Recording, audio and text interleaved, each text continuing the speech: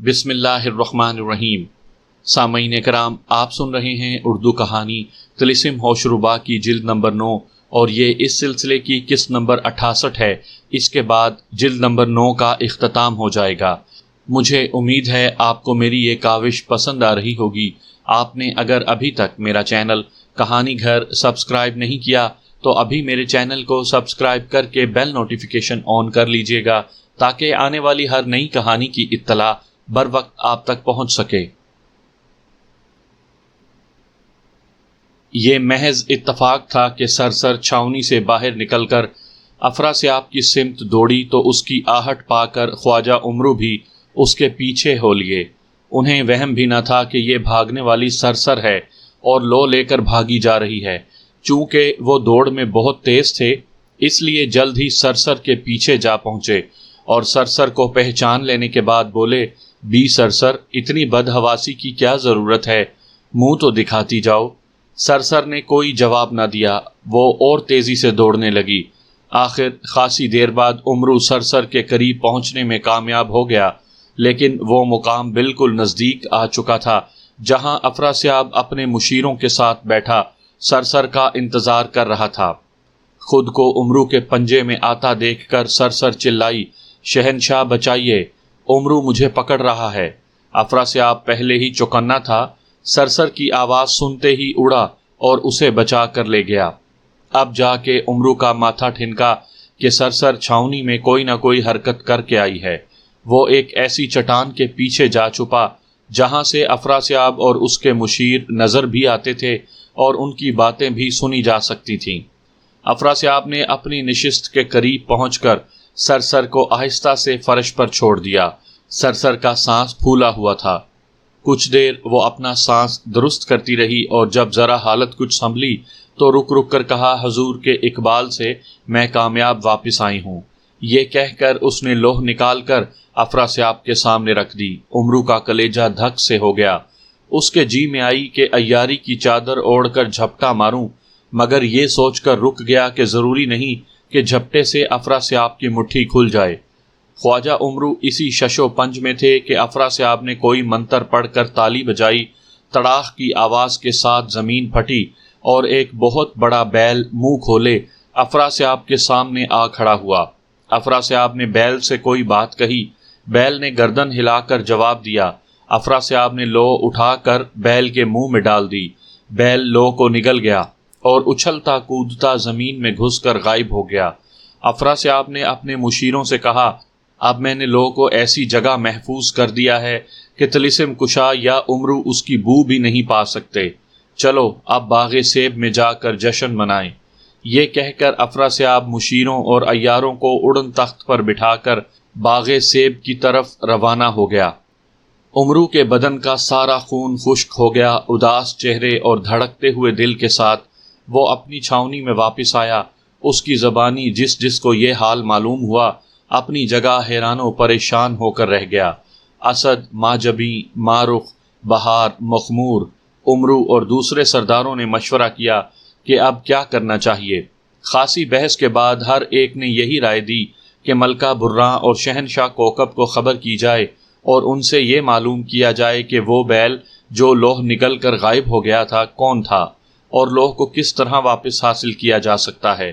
چنانچہ فوراً ہی ایک طلسمی قاصد شہنشاہ کوکب کے پاس بھیج دیا گیا۔ کوکب نے بڑا زور مارا، ہر طرح کے جتن کیے، مگر معلوم نہ کر سکا کہ لوح کہاں ہے اور کس طرح حاصل کی جا سکتی ہے۔ عمرو اور اسد کا دل ٹوٹ گیا، مگر ماجبین نے اسد سے کہا کہ آپ کسی غار میں جا کر خدا کی عبادت کیجیے، اگر ہم حق پر ہیں تو خدا کسی نہ کسی بہانے ہماری مدد کر دے گا۔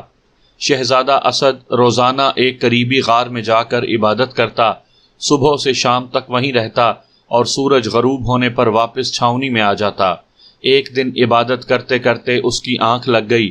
اسی لمحے کہیں سے آواز آئی، اے اسد، لو جس بیل کے پیٹ میں محفوظ ہے وہ روزانہ صبح کے وقت بیابان زعفران کے تالاب میں پانی پینے آتا ہے، مگر 2 طلسم فتح کیے بغیر اس مقام تک نہیں پہنچا جا سکتا۔ ان طلسموں تک پہنچنے کا راستہ کوہ بلور کی بڑی چٹان کے نیچے ملے گا۔ یہ سن کر شہزادہ اسد نے آنکھیں کھول دی۔ ادھر ادھر دیکھا، کہیں کوئی نظر نہ آیا، سمجھا غیبی آواز تھی۔ وہاں سے اٹھ کر چھاؤنی آیا، رازداروں کو جمع کر کے جو کچھ سنا تھا بیان کیا۔ سب نے ایک رائے ہو کر کہا غیبی آواز برحق ہے، بیابان زعفران پہنچنے کی فکر کرنی چاہیے۔ عمرو اور اس کے شاگرد شہزادہ اسد، باغبان، بہار اور مخمور خفیہ طور پر وہاں سے روانہ ہو گئے۔ انہوں نے مارخ اور اپنی شکل کے پتلوں کو وہیں رہنے دیا تاکہ دشمنوں کو خبر نہ ہو، لیکن اتنا ضرور کیا کہ کوکب اور برراں کو خط کے ذریعے سارے حال سے آگاہ کر دیا۔ ہفتوں کا سفر دنوں میں طے کرتے، راہ کی تکلیفیں برداشت کرتے اور افراسیاب کے آدمیوں کو دھوکہ دیتے وہ کوہ بلور جا پہنچے۔ وہاں انہیں بڑی چٹان کو ڈھونڈ کر سرنگ میں داخل ہونے میں دیر نہ لگی۔ اس کے بعد قدم قدم پر انہیں زبردست حادثے پیش آئے، لیکن کہیں عمرو کی عیاری نے کام بنا دیا، کہیں شہزادہ اسد کی بہادری نے مشکل آسان کی، اور کہیں ملکہ بہار، مخمور اور باغبان کی جادوگری نے کھیل دکھایا۔ اور جہاں یہ سب ناکام ہوتے، وہاں کوکب اور ملکہ برراں ان کی مدد کو آ پہنچتی۔ اس طرح صدہا خطرناک اور نازک مراحل سے گزر کر وہ افراسیاب کے دونوں طلسم برباد کرنے میں کامیاب ہو گئے۔ آخری طلسم کی تباہی سے جو قیامت برپا ہوئی، اس نے ان سب کو ایک دوسرے سے جدا کر دیا۔ اسی حالت میں شہزادہ اسد بیابان زعفران میں جا نکلا۔ غیبی آواز کے مطابق اسے ایک مقام بے حد موزوں نظر آیا۔ وہیں درخت کی اوٹ میں چھپ کر وہ طلسمی بیل کا انتظار کرنے لگا۔ رات گزر گئی، صبح کا نور کا تڑکا ہوا تو ایک جانب سے اسے بھد بھد کی آواز سنائی دی۔ وہ تیر کو کمان میں جوڑ کر تیار ہو بیٹھا۔ چند لمحوں بعد ایک اونچی جھاڑی کی اوٹ سے ایک بہت بڑا بیل منہ کھولے آگے بڑھا اور تالاب کی طرف بڑھنے لگا۔ جیسے ہی وہ نشانے پر آیا، شہزادہ اسد نے کمان کھینچ کر تیر چھوڑ دیا۔ دوسرے ہی لمحے بیل خوفناک آواز میں ڈکرایا اور بری طرح اچھل کود کرنے لگا۔ تیر اس کے حلق سے ہو کر گردن کے پار نکل گیا تھا۔ تھوڑی ہی دیر میں وہ تڑپ تڑپ کر ٹھنڈا ہو گیا۔ شہزادہ اسد خنجر لے کر اس پر جھپٹا، پیٹ چاک کر کے لوح نکالی اور خدا کا شکر ادا کرنے لگا۔ اس کا دل خوشی سے پھولا نہ سما رہا تھا۔ لوح کو جیب میں رکھ کر ساتھیوں کو ڈھونڈنے کے لیے چل کھڑا ہوا۔ ابھی تھوڑی ہی دور گیا ہوگا کہ ایک جانب سے آواز آئی، بیٹا اسد، کامیابی مبارک ہو۔ اسد کے بدن میں یہ سنتے ہی سنسنی دوڑ گئی۔ بالکل ویسی ہی آواز تھی جیسی اس نے غار میں سنی تھی۔ وہ آواز کی طرف لپکا۔ چند قدم کے فاصلے پر ایک تناور درخت تھا۔ آواز اسی جانب سے آئی تھی۔ بیچ کی جھاڑی پار کر کے جوں ہی وہ وہاں پہنچا، نورانی شکل کے ایک سفید ریش بزرگ ہاتھ میں لمبی سی تسبیح لیے مسلح پر بیٹھے نظر آئے۔ بزرگ کے لبوں پر ہلکی سی مسکراہٹ تھی اور وہ بڑی پیار بھری نظروں سے اسد کو دیکھ رہے تھے۔ اسد کی نگاہیں ان سے چار ہوئیں تو وہ بولے، آؤ بیٹا، میں تمہارا ہی انتظار کر رہا تھا۔ اسد نے آگے بڑھ کر بڑی عقیدت کے ساتھ ان کے ہاتھوں کو بوسہ دیا اور سامنے زمین پر دوزانوں ہو کر بیٹھ گیا۔ بزرگ نے کہا، طلسمی بیل کے پیٹ میں رہنے کی وجہ سے لو ناپاک ہو گئی ہے، مجھے دو کہ پاک کر دوں، بس اس کے بعد یہاں سے روانہ ہو جانا۔ سامنے والی بڑی ٹیکری کے پیچھے تمہارے ساتھی بھی مل جائیں گے۔ ایک دفعہ تو شہزادہ اسد کے دل میں آئی کہ لو نہ دے، مگر پھر بے دریغ اس نے لو نکال کر بزرگ کے ہاتھ میں دے دی۔ وہ سمجھ رہا تھا کہ جس بزرگ کی غیبی آواز نے اسے لوح کا پتہ بتایا تھا وہ یہی ہیں، ان سے اندیشہ کرنا مناسب نہیں۔ اس شخص نے لوح کو اسد سے لیتے ہی اپنی جھولی میں ڈال لیا، پھر کچھ پڑھ کر اپنے چہرے کے سامنے اوپر نیچے ہاتھ ہلایا۔ دیکھتے ہی دیکھتے اس کا حلیہ اور لباس بالکل تبدیل ہو گیا اور نورانی سفید پوش بزرگ کے بجائے ایک شیطان صورت جادوگر شہزادے کی نگاہوں کے سامنے تھا۔ وہ شخص کہا مار کر بولا، نادان لڑکے، اب لو کبھی تجھے نہ مل سکے گی۔ میرا نام مکار جادوگر ہے۔ افراسیاب کی جانب سے طلسمی بیل کی حفاظت میرے ذمے تھی۔ میں بیل کو تو نہ بچا سکا، لیکن لو تجھ سے لے لی۔ یہ کہتے ہی مکار جادو تڑپ کر اوپر اڑا۔ شہزادہ اسد نے ترکش اور کمان سنبھال کر تیروں کی بارش کر دی۔ کئی تیر اس کے پیروں اور بازوؤں میں ترازو ہو گئے۔ وہ غصے میں ڈبکی لگاتے ہوئے چنگھاڑا، اب تجھے بھی پکڑ کر افراسیاب کے پاس لے جاؤں گا۔ یاد رکھ، تیرے تیر مجھے زخمی کر سکتے ہیں، ہلاک نہیں کر سکتے۔ شہزادہ اسد نے چاہا کہ تلوار کھینچ کر مکار جادوگر کا کام تمام کر دے، مگر اس کا ہاتھ تلوار کے قبضے پر پہنچا تھا کہ مکار اسے دبوچ کر لے اڑا۔ اتفاق سے تھوڑے ہی فاصلے پر باغبان شہزادے کو ڈھونڈتا پھر رہا تھا۔ مکار جادوگر شہزادے کو لیے ہوئے آسمان پر بلند ہوا تو اس کی نگاہ پڑ گئی۔ وہ بھی مکار جادوگر کے تعاقب میں بلند ہوا۔ مکار نے اسے دیکھا تو تیزی کے ساتھ آسمان پر اٹھتا چلا گیا۔ کئی میل اوپر جانے کے بعد جب اس نے دیکھا کہ باغبان پیچھا نہ چھوڑے گا اور ایسا نہ ہو کہ اسد کے ساتھ لو بھی ہاتھ سے جاتی رہے، تو اس نے شہزادے کو چھوڑ دیا۔ شہزادہ تیزی سے زمین کی طرف گرنے لگا۔ باغبان ڈرا کہ کہیں زمین پر گر کر وہ ہلاک نہ ہو جائے۔ مکار جادوگر کا پیچھا چھوڑ کر وہ شہزادے کی طرف لپکا اور زمین پر گرنے سے پہلے اسے تھام لیا۔ شہزادہ بے ہوش ہو چکا تھا۔ باغبان اسے آہستہ سے زمین پر اتار کر ہوش میں لانے لگا۔ کچھ دیر میں شہزادے نے آنکھیں کھول دیں۔ باغبان کو سامنے پا کر وہ چیخ پڑا، میری پرواہ نہ کرو، مکار جادوگر کو پکڑو، وہ مجھ سے لو لے گیا ہے۔ باغبان کے پیروں کے نیچے سے جیسے زمین نکل گئی۔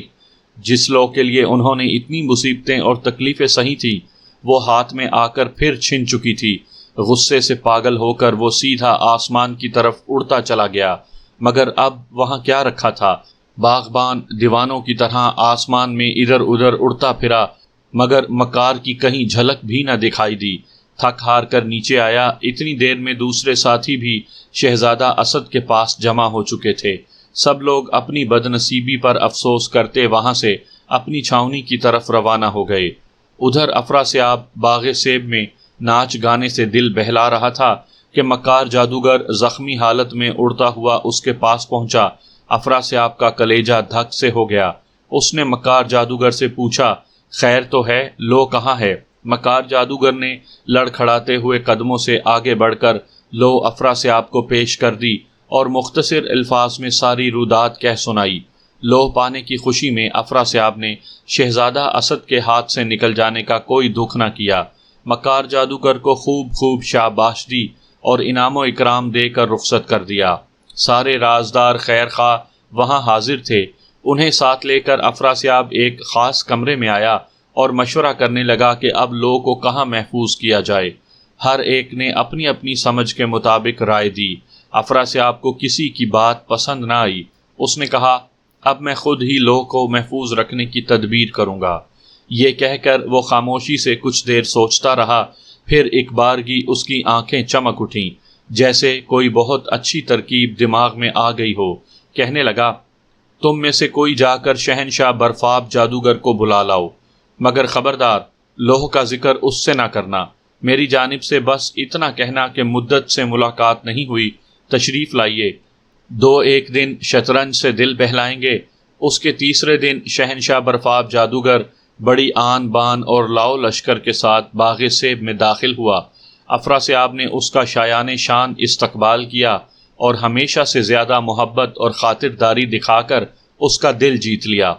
رات کو تھوڑی سی محفل آرائی کے بعد افراسیاب اسے ایک علیحدہ کمرے میں شطرنج کھیلنے کے لیے لے گیا اور ملازمین کو ہدایت کر دی کہ جب تک ہم خود کسی کو آواز نہ دیں یا باہر نہ آئیں، کوئی بھی کمرے کے قریب نہ پھٹکے۔ وہ رات، اس کے بعد دوسرے دن اور پھر ساری رات دونوں اس کمرے میں بند رہے۔ دوسرے دن وہ باہر نکلے تو کچھ دیر بعد افراسیاب نے شہنشاہ برفاب کو رخصت کر دیا، مگر اب برفاب کی حالت بڑی عجیب تھی۔ وہ بدن میں پہلے سے 1000 گنا زیادہ طاقت اور جوش و خروش محسوس کرتا تھا۔ جس جادوگر پر اس کا سایہ پڑتا یا جو جادوگر اس کے بدن کے قریب آتا، جادو منتر بھول جاتا۔ جنگ کرنے اور تنہا ہزاروں پر ٹوٹ پڑنے کے لیے طبیعت بے چین رہتی۔ اپنے وزیروں سے یہ حقیقت اس نے بیان کی تو وہ سمجھ گئے۔ کہنے لگے، افراسیاب نے شاید لو آپ کے جسم کے اندر چھپا دی ہے۔ خیر اس میں ہے کہ ملک واپس جانے کے بجائے دریائے نیل کے نیچے والے محل میں چھپ کر وقت گزاریے، ورنہ شہزادہ اسد سے بچنا اور لو کی گرمی کو برداشت کرنا مشکل ہو جائے گا۔ برفاب جادوگر کو خیر خواہوں کی یہ رائے پسند آئی۔ وہ نیل کے محل میں چھپ کر بیٹھ رہا۔ اس کے بعد کے حالات جاننے کے لیے طلسم ہوش ربا کی 10ویں اور آخری جلد سنیے گا۔